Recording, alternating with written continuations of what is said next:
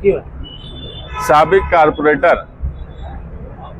रफीक कुरैशी के फर्जंद साबिक कारपोरेटर बबलू कुरैशी, उनके चाचा साबिर कुरैशी और तमाम ही सैकड़ों दोस्त अहबाब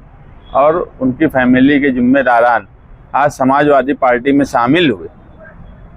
बबलू कुरैशी के वालिद का ताल्लुक़ निहाल साहब से रहा है और बहुत करीबी ताल्लुक़ रहा है। आज इलेक्शन का वक्त है तो हर मामले को, किसी का जाना और किसी का आना, ये इलेक्शन को देखकर ही किया जाता है। जिस हिसाब से मालेगांव शहर में और नदी के उस पार बीजेपी और शिवसेना मिलकर साजिश कर रही है, तो ये एहसास एक आम लोगों को भी हो रहा है कि कारपोरेशन में आने वाले वक्त में भगवा झंडा लहराने की एक प्री प्लानिंग कोशिश की जा रही है और उस कोशिश में उनके आलाकार मौजूदा एमएलए बने हुए हैं। ऐसे वक्त में सेकुलर फ्रंट का झंडा कारपोरेशन में लहराए और नदी के इस पार से ही मालेगांव सेकुलर फ्रंट को अक्सरियत मिले, इस नियत से साबिक कारपोरेटर बबलू कुरैशी का मैं समाजवादी पार्टी में इस्तकबाल करता हूं कि नियत जो है एक आम लोगों के लिए है, क्योंकि अगर कारपोरेशन में भगवा झंडा लहराया तो आज जो मालेगांव शहरियान को, खास तौर से हमारी माए बहनों को, और आने वाला वक्त एसआईआर का है। सिर्फ हम 3400 जन्म दाखिले के टेक्निकल मामले को लेकर आज 1 साल होने के करीब है। हमारे लोग जेल में हैं, ख्वातीन जेल में हैं। आप सोचिए कि कारपोरेशन में किसी का इक़्तिदार बीजेपी का नहीं था, उसके बाद किरीट सोमैया जिस तरह से धांधली कर रहा था, अगर कारपोरेशन में बीजेपी का झंडा लहरा जाए, भगवा झंडे का वहाँ कब्जा हो जाए, तो किरीट सोमैया जैसे लोगों के लिए कारपोरेशन में आना और ज़्यादा आसान हो जाएगा, मसाइल पैदा करना और ज़्यादा आसान हो जाएगा। इसलिए मालेगांव शहर के इस तरह के नौजवान जिनकी सोच इस तरह की है कि भगवा झंडा इस मर्तबा जो प्लानिंग है उसको किसी भी तरीके से मुस्तरद किया जाए, मैं मालेगांव शहर के आम लोगों से भी यही कहूँगा कि ये इलेक्शन बहुत सोच समझकर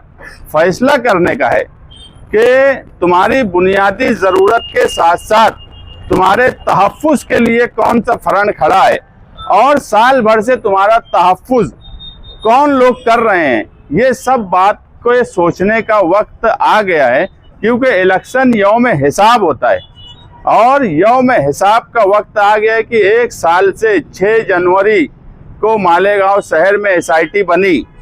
6 जनवरी के बाद इलेक्शन होने वाला है। एक भी बांग्लादेशी नहीं मिला,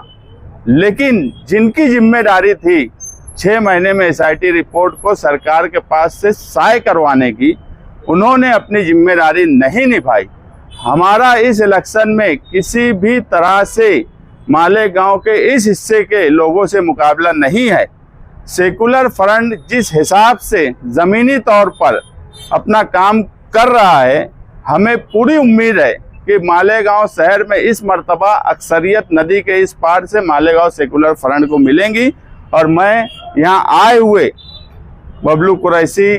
उनके ख़ानदान, उनके चाचा, उनके भाई, उनके दोस्त अहबाब और उनके तमाम ही साथियों का शुक्रिया अदा करता हूं कि उन्होंने सही वक्त पर सही फैसला किया। मैं आप तमाम ही लोगों को मुबारकबाद देता हूं और इनके साथ डट कर रहिए। डट कर फिरका परस्तों से मुकाबला करने के लिए हम आपके साथ हर वक्त खड़े रहेंगे।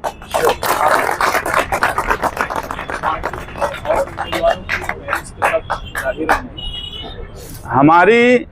फहरिस्त ऐसा है कि सब कुछ हो चुका है। सेकुलर फ्रंट के जो मालेगांव सेकुलर फ्रंट के जिम्मेदार आसिफ शेख साहब, वो आज मालेगांव शहर में नहीं थे, इसलिए हम कल सुबह उनसे डिस्कस करेंगे, बातचीत करेंगे और हो सकता कल ही नई लिस्ट हम जारी कर दें। पार्टियों की अभी तक पार्लियामेंट्री बोर्ड की मीटिंग नहीं चल रही है इस बारे में,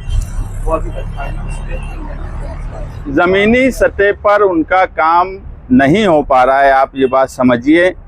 कि वो कहीं पर भी अगर उनका ज़मीनी सतह पर नेटवर्क तंजीमी तौर पर,